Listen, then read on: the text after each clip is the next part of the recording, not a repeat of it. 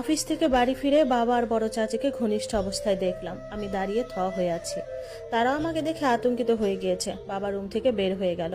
চাচি কোনো রকমে কাপড় ঠিক করতে করতে বলল, মা যা দেখেছিস ভুল বুঝিস না, কাউকে বলিস না। এটা আমার সংসারটা ভাঙবেই। তোর বাবা মানুষটা ভালো না, সুযোগ পেলেই জোর করে আমার গায়ের সাথে ঠেসাঠেসি করে। তিনি কান্না করতে করতে আমাকে জড়িয়ে ধরলেন। খেয়াল করলাম চোখের পানিও পড়ছে না। আমি বাড়িতে ঢুকে মেইন দরজা খোলা পেয়ে ঘরে প্রবেশ করতেই আমার বাবা মায়ের রুমে এমন ফালতু কাজকর্ম দেখলাম। আমি আমার রুমে এসে একটু ফ্রেশ হয়ে নিলাম, তারপর ভাত খেতে বসেছি। বাবা আসার পর আমাকে বললেন, যা দেখেছো এটা কাউকে বলার দরকার নাই। তুমি আমার সন্তান, যথেষ্ট বড় হয়েছো, তোমাকে কিছু বোঝাতে চাই না। আর কেউ কিছু জানলে বিষয়টা তোমার জন্য ভালো হবে না। আমি চুপচাপ খাচ্ছি আর ভাবছি, বিন্দুমাত্র লজ্জা নেই। আর যতটুকু দেখলাম মনে হলো না কেউ কাউকে জোর করে কিছু করছে। আমার মা মারা গেছে আজ 3 বছরের মতো।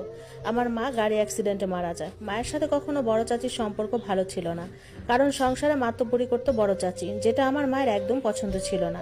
আমি বড় হওয়ার পর থেকেই দেখতাম প্রায়ই বাবা মায়ের সাথে ঝগড়া হতো চাচিকে নিয়ে। আর বাবা চাচির কাছে টাকা জমা রাখতেন। আমার বয়স যখন 15 বছর বয়স, তখন মা সংসার আলাদা করে ফেলেন। বড় চাচি আর আমরা একসাথে খেতাম, আমার দাদু সহ। দাদু খুব অসুস্থ ছিলেন।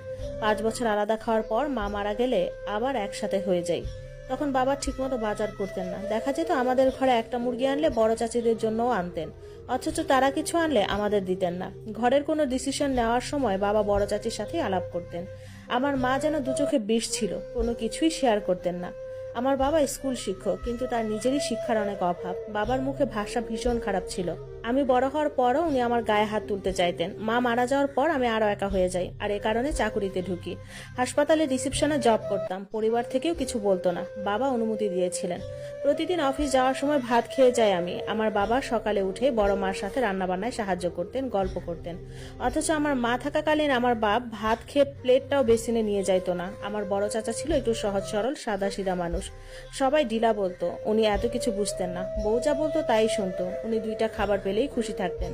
তিনি ক্ষেত খামারি করতেন, সেগুলো আবার আমার বাবা বিক্রি করত। তিনি সহজ সরল ছিল, এজন্য সবাই ঠকাতো। আমার বেতনের টাকা আমি খরচ করতাম, কাউকে দিতাম না। আর রিসেপশনের চাকরির বেতন কম, 5,000 টাকা ছিল। সকাল 8টা থেকে বিকেল 4টা। আমার ভালো লাগতো, আমি করতাম। ইন্টারে ফেল করার পর পড়ালেখার করিনি। পড়ালেখার ইচ্ছা আমার কখনো ছিল না, মা থাকতে যতটুকু পড়েছি। ইদানিং বাবা চাচির রং তামাশা দিন দিন বেড়েই চলছিল। বাবার কোথাও সেভিংস নাই, যা কামাই সব সংসারের পিছনে আর চাচির পিছনে খরচ করে ফেলতো।